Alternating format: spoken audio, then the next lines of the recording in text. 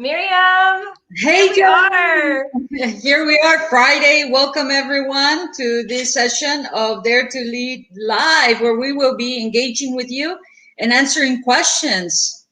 Yes, it's Friday, and we promised yesterday that 12 o'clock today we would go live to answer all of your burning questions about Dare to Lead. We've got one final remaining workshop that we're going to be doing virtually this year. So we want to know what you want to know and what your resistance is in signing up. That's right. And, this is a great opportunity. I often think the best gift we can give ourselves is time. And this is an amazing opportunity to give ourselves 2 days to go inside a journey of self discovery, self awareness, and really lead in a courageous way. And this is through a methodology that is trainable, teachable, measurable. And we've had almost this year we're going to have almost 100 participants that have gone through this, and it really has an impact in their leadership skills in their organizations, whether you're a senior leader in your organization or you're someone that's just starting. Everybody needs those leadership skills. So this is a great opportunity to give yourself the gift of time and to join us in Dare to Lead.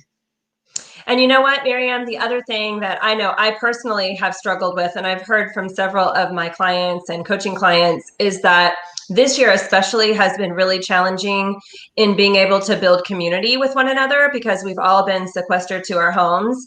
And so becoming part of Dare to Lead, you're becoming part of a community where we're not only going to connect during the workshop, but after that. And everyone who's completed the workshop this year has formed a community, and we get together at least once a month to continue to deepen our learning, to talk about how we're exploring applying these practices that we're learning and the challenges that we're facing, and being able to support one another, because community really is, and I saw this morning come through, Simon Sinek says community is an opportunity of people that assemble together to grow together. And I loved that. That is so key that you're saying that, because part of the success of Dare to Lead, I mean, many of you have read the book, have watched Brene Brown in her TED Talk, that is one of the top 5 TED Talks of all times, viewed by millions of people. So why go through this workshop? And I think that is the key, Joni, that, we limit the workshop to very limited seats. So it's small, it's intimate, there's a lot of sharing. And that is the impact. So people are able to network, to get to know each other. Friendships are formed.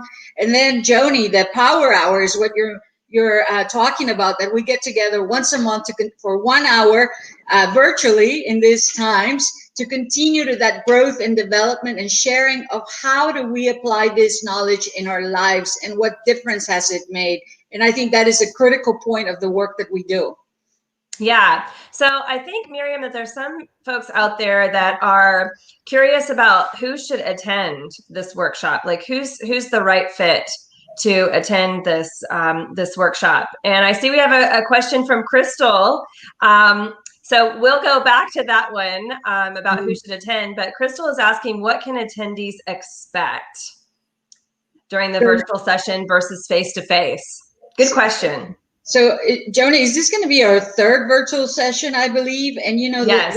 the feedback we're getting is the virtual session is just as impactful as the face-to-face. And thank you, Crystal, for that question, right? Some of the people say, well, I might wait until the face-to-face because virtual, I'm zoomed out. I can't stand in more rooms. But I got to tell you that the format that we do it is very dynamic. So there's a lot of group sharing, breakout rooms. There are other tools that we use in order to do some whiteboarding sessions, some activities. The feedback we're getting from the virtual sessions is that some people even enjoy it more than the live session, because it's really gives them a time to go inside themselves, to journal during the sessions, to really ask themselves some great questions. Some participants, even during the lunch, we give them a really nice lunch and breaks, took a nap to recharge. So I think that is something that probably cannot be done live, right? So really, Crystal, the value and impact of virtual is just as strong as the value of a live session face-to-face. And I would agree. And I have a feeling that there's probably some folks who have an introverted preference out there, that virtual really serves both introverts and extroverts well, speaking as an extrovert, because it does allow you time to process. When we take a break, many Yes. times those of us who are extroverts, when we're in person, don't really take a break. And so we don't give ourselves that time to recharge. And so virtually, you have that opportunity to take a break. And as Miriam mentioned, we keep it spacious so that you can get out from behind your computer. You can go take a walk, you can listen to music, you can take a nap, you can meditate, you can journal. And we're still covering everything that we normally would in a face-to-face experience. We are just adapting and tweaking it to this virtual environment so that it is still very much engaging, it's still very much experiential. And in fact, it still gives you the opportunity to build those relationships and support one another through this process. Yes, very good points. Oh, Oh, Karen! Yay, Karen's here. Here's comment. I love that detailed power not only helps us to grow as a community, but it reinforces the concepts and applications. Absolutely. And we've gotten a lot of great feedback around, because how many times do you go to a workshop, right? And you invest in that and then you forget, you never go back to your notebooks or anything like that.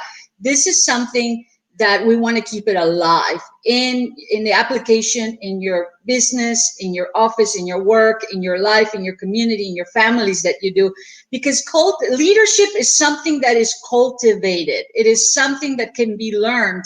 And here, we can talk about the 4 skill sets that we cover in Dare to Lead, right, Joni? Vulnerability, living into our values, braving trust, and learning to rise. And I like to talk about the first 2 and let you talk about the other 2. But, vulnerability is having uncertainty, risk, or emotional exposure. It's about having the difficult conversation when it's hard, right? Whether it's at work with your boss or having that difficult conversation with your family or your spouse, right? How do you do that? That does take some vulnerability. Vulnerability is asking for feedback at work when you know that maybe things are not going so well and you ask for feedback. Vulnerability gives you the access to courage. And 60% of the Dare to Lead book is about vulnerability. And we dig right into vulnerability and what it is, and the sharing is so powerful, and the definition and how you access it as a leader with new language and framework. So that is amazing. And then the second one, which is probably one of the ones that people say is the most powerful, is living into your values. Understand, what are your values? Do you know the values of your organization where you work? You know your family values? What are your values as an individual? And how do you operationalize those values? Meaning, if I say that one of my values is, say, integrity, how does integrity look in action? How do I know when I'm in integrity at work, when I'm in integrity in my life? So those are 2 very, very important skill sets that we really explore and discover for ourselves as we go through these 2 days. Joni, you want to take the next 2? Sure. And I just want to reiterate something that Miriam said earlier, that in order for us to be a daring and courageous leader, that can be anyone. You don't have to have the title of manager, director, vice president. Anybody can be a leader. It's anybody who takes the time to see and notice and develop the potential in other people. And, the research showed that it was first thought either you possess these skill sets or you don't. And the research proved, over the 150 leaders that she interviewed, that these skill sets are actually teachable, measurable, and observable. And so Miriam talked about rumbling with vulnerability and living into our values. One of the other skill sets is braving trust. And I'm sure when you hear the word trust, that lands on you in a certain way based on your experience with trust. If you've had trustworthy relationships in your personal life, if you've had trustworthy relationships with your boss, with your colleagues, and at work, then it's a favorable response. But then there are times where we've had corroding trust, or we've had mistrust, or we've had trust that's broken. And so what happens with trust is it causes us to get in our limbic brain. And our limbic brain can cause us to shut down and being able to see clearly. And it's kind of like we're looking through murky water. So braving trust is a skill set that allows us to have those tough conversations and trust that even if it's going to be like a little topsy-turvy and a little messy, we're still going to stick with it. We're going to stay curious and we're going to go with it. And that's what's going to, and we're going to own up when, hey, the way I said that, I didn't intend to say it that way. I'm sorry it came out that way. Can I have a do-over? Can we circle back and do that one again? And you know, what is rampant in companies right now is leadership tactics of shame and blame. And this braving trust is what can help us to have boundaries around that and to shift and retool of using that leadership strategy of shame and blame. And the fourth skill set is all about learning to rise. And so one of the metaphors that we introduce in the training is the metaphor of the arena. And an arena moment might look something like you get an email from your boss about a project that you've been working on and you were so proud of yourself. Like you really knocked it out of the park. And your boss commends you for that, but then says, but you should have done this, and what about that? And all of a sudden, your celebration has gone out the window. And you have all of these messages and these tapes that go off in your head that say, he's not proud of me. She's never going to ask me to take on another project again. I'm not going to be considered to advance in my career with this company. All sorts of noise happens. And so when that arena moment and those old tapes go off, how do you get back up? Mm-hmm. And sometimes we can do that on our own, but other times we need that support system. And we introduce you to a concept called a square squad. And this one right next to me here, let me get the right direction. She's in my square squad. That's right. And, you know, it's so important, courage and the learning to rise, right? Because if you know you can rise, then when you fail, because we're all going to fail, it's easier to know that we can get up, right? And that's where that very powerful quote comes into play with the man in the arena, right? And we start off with that quote and what it means to individuals and to people, because we all are in the arena, in our office space, in our work, in our lives, and we are all facing challenges. So the people that go through this work, they leave feeling equipped with a new set of tools, right? We talk a lot about fear, for instance. It's not fear that stops us, but it's the armor. And what is that armor that we wear all the time? The other thing is, you know, vulnerability is not just disclosure and being open about saying anything. You know, you have to have boundaries with vulnerability, and clear is kind, and all of this new language and tools that really empowers you in your organization, in your family, in your community to really dare to lead and be a great leader. Absolutely. And, you know, some of the things that I've heard as far as resistance, some reasons why you might be resisting signing up for this, especially the time of year that we're going into. It's the fourth quarter and we have lots of professional goals and projects we're trying to wrap up. Holiday season is coming. But really, there's never going to be a good time to choose you. But there's always a good time to choose you. And especially now, as we're starting to wrap up a year and move into the next year, this is a great time for you to give yourself that gift of the time of being introspective and going inward, because that will impact everything that you do outwardly with your family, with your colleagues, with your boss, with your volunteer organizations. So time is a big stumbling block for everybody.